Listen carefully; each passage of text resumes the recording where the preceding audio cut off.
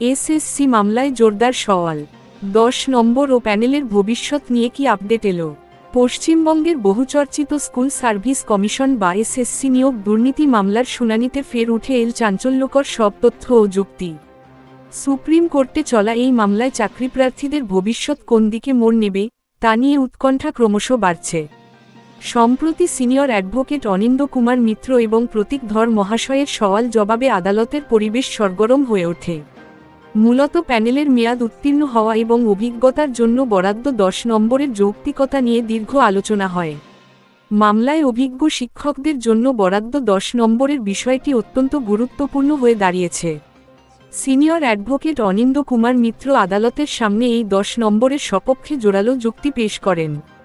তার মতে, আইনসভা বা লেজিসলেচার যে আইন তৈরি করেছে এবং উপযুক্ত কর্তৃপক্ষ যে রুলস বা নিয়মাবলী তৈরি করেছে তার মধ্যে কোনো বিরোধ থাকা উচিত নয়, বরং দুটির মধ্যে একটি প্রত্যক্ষ সংযোগ রয়েছে।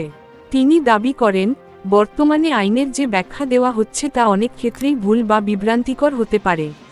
অনিন্দ বাবু যুক্তি দেন যে, শিক্ষকতার অভিজ্ঞতাকে শুধুমাত্র সময়ের মাপকাঠি হিসেবে দেখলে চলবে না। এটি আদতে একটি বিশেষ দক্ষতা বা স্কিল। একজন সদ্য পাশ করা বা ফ্রেশার প্রার্থীর তুলনায় একজন অভিজ্ঞ শিক্ষক স্বাভাবিকভাবেই শ্রেণীকক্ষে অনেক বেশি দক্ষতার পরিচয় দেবেন। তাই নিয়োগ প্রক্রিয়ায় অভিজ্ঞদের জন্য আলাদা নম্বর বরাদ্দ রাখা বা তাদের অগ্রাধিকার দেওয়া সম্পূর্ণ যৌক্তিক। নিজের যুক্তির সপক্ষে তিনি একাধিক রাজ্যের উদাহরণ টেনে আনেন। তিনি আদালতকে জানান যে, শুধুমাত্র পশ্চিমবঙ্গেই নয়, ছত্তিশগড়, বিহার, চণ্ডীগড়, হরিয়ানা এবং পাঞ্জাবের মতো রাজ্যগুলিতেও অভিজ্ঞতার জন্য আলাদা নম্বর দেওয়ার প্রথা রয়েছে। এমনকি কেন্দ্রীয় সরকারের নবোদয় বিদ্যালয়ের মতো স্বনামধন্য শিক্ষা প্রতিষ্ঠানগুলিতেও এই নিয়ম মানা হয়। এছাড়াও, সুপ্রিম কোর্টের অরুণিমা পাল মামলার রায় এবং পূর্ববর্তী নির্দেশগুলিও এই 10 নম্বর দেওয়ার বিষয়টিকে সমর্থন করে বলে তিনি উল্লেখ করেন। অন্যদিকে, সিনিয়র অ্যাডভোকেট প্রতীক ধর মূলত যোগ্য বা আনটেন্টেড প্রার্থীদের হয়ে সওয়াল করেন। তিনি সিবিআই এর রিপোর্ট এবং এসএসসি সার্ভারের তথ্যের মধ্যে থাকা অসঙ্গতিগুলি বিচারপতির সামনে তুলে ধরেন। সিবিআই এর উদ্ধার করা পঙ্কজ বসালের হার্ডডিস্কের তথ্য এবং এসএসসি সার্ভারের তথ্যের মধ্যে বিস্তর ফারাক রয়েছে বলে তিনি দাবি করেন। তার বক্তব্য অনুযায়ী, পঙ্কজ বসালের কাছে থাকা তথ্য সঠিক হলেও এসএসসি সার্ভারের তথ্যে কারচুপি বা ম্যানিপুলেশন করা হয়েছে। শুনানির শেষের দিকে তিনিও 10 নম্বরের পক্ষেই কথা বলেন। তিনি গাণিতিক হিসেব কষে বুঝিয়ে দেন যে, অভিজ্ঞতার জন্য বরাদ্দ এই নম্বরটি একজন প্রার্থীর দক্ষতাকেই নির্দেশ করে, যা কমিশনেরও কাম্য হওয়া উচিত।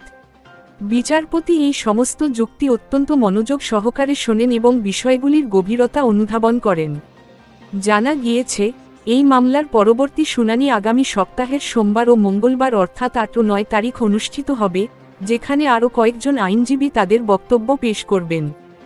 লক্ষ লক্ষ চাকরিপ্রার্থী এখন সেই দিকেই তাকিয়ে আছেন।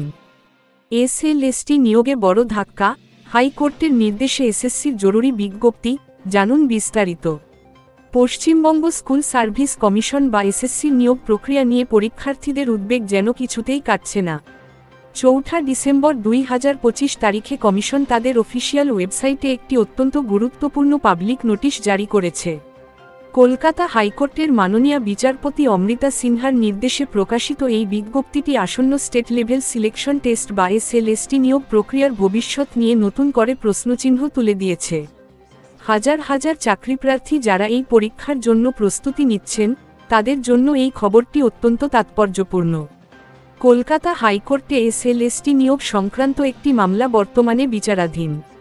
এই মামলার শুনানিকালেই বিচারপতি নির্দেশ দিয়েছিলেন যে, নিয়োগ প্রক্রিয়ার সঙ্গে যুক্ত সকল প্রার্থীকে বর্তমান আইনি পরিস্থিতি সম্পর্কে অবগত করতে হবে। সেই নির্দেশ মেনে এসএসসি এই বিজ্ঞপ্তি প্রকাশ করেছে।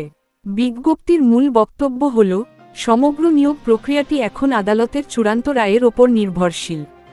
অর্থাৎ, কমিশন চাইলেই স্বাধীনভাবে নিয়োগ শেষ করতে পারবে না, যদি না আদালতের সবুজ সংকেত মেলে। এই বিজ্ঞপ্তির সবথেকে গুরুত্বপূর্ণ এবং স্পর্শকাতর অংশটি হল প্রার্থীদের অধিকার বা ইকুইটি সংক্রান্ত সতর্কতা। কমিশন স্পষ্ট ভাষায় জানিয়ে দিয়েছে, আদালতের চূড়ান্ত রায় ঘোষণার পর কোনো প্রার্থী যদি মনে করেন যে তাদের অধিকার ক্ষুণ্ণ হয়েছে, তবে তারা তখন নতুন করে কোনো দাবি জানাতে পারবেন না। যদি কোনো পরীক্ষার্থী মনে করেন যে এই মামলার রায় তাদের স্বার্থে আঘাত হানতে পারে, তবে তাদের অবিলম্বে আইনি প্রক্রিয়ায় অংশগ্রহণ করতে হবে এবং মামলায় পক্ষভুক্ত হতে হবে। রায়ের পর আর কোনো অভিযোগ শোনা হবে না।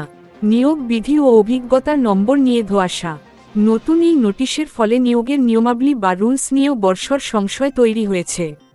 বিশেষ করে অভিজ্ঞতার জন্য বরাদ্দ 10 নম্বর এবং কোন সালের রুলস মেনে নিয়োগ হবে তা নিয়ে বিতর্ক দানা বেঁধেছে। এইবার এই সংক্রান্ত জটিলতাগুলি একটি ছকের মাধ্যমে তুলে ধরা হলো। ভবিষ্যতে অভিজ্ঞতার জন্য 10 নম্বর থাকবে কি না তা সম্পূর্ণ আদালতের রায়ের ওপর নির্ভর করছে। রুলস 2025 এসএসসির নতুন রুলস চ্যালেঞ্জ করে মামলা হয়েছে। আদালত এটি বাতিল করলে পুরনো নিয়মে ফিরতে হতে পারে। 2019 সালের রুলস।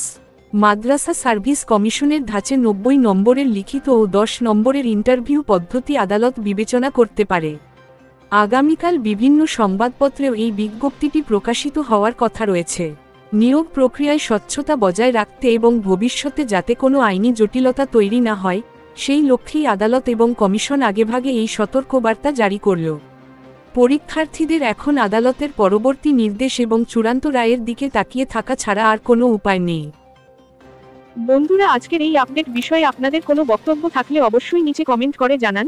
আমরা আপনাদের সমস্ত প্রশ্নের উত্তর দেব এবং সমস্ত সমস্যার সমাধান করার আপ্রাণ চেষ্টা করব। ভিডিওটি ভালো লাগলে প্লিজ লাইক শেয়ার করে দেবেন। আর এই ধরনের আপডেট মিস না করতে চাইলে অবশ্যই আমাদের টেক গ্লোবাল ইউটিউব চ্যানেলকে সাবস্ক্রাইব করে পাশের বেল আইকনটি বাজিয়ে দিন। পরবর্তী ভিডিও আপনাদের স্ক্রিনে দেওয়া হলো। ধন্যবাদ।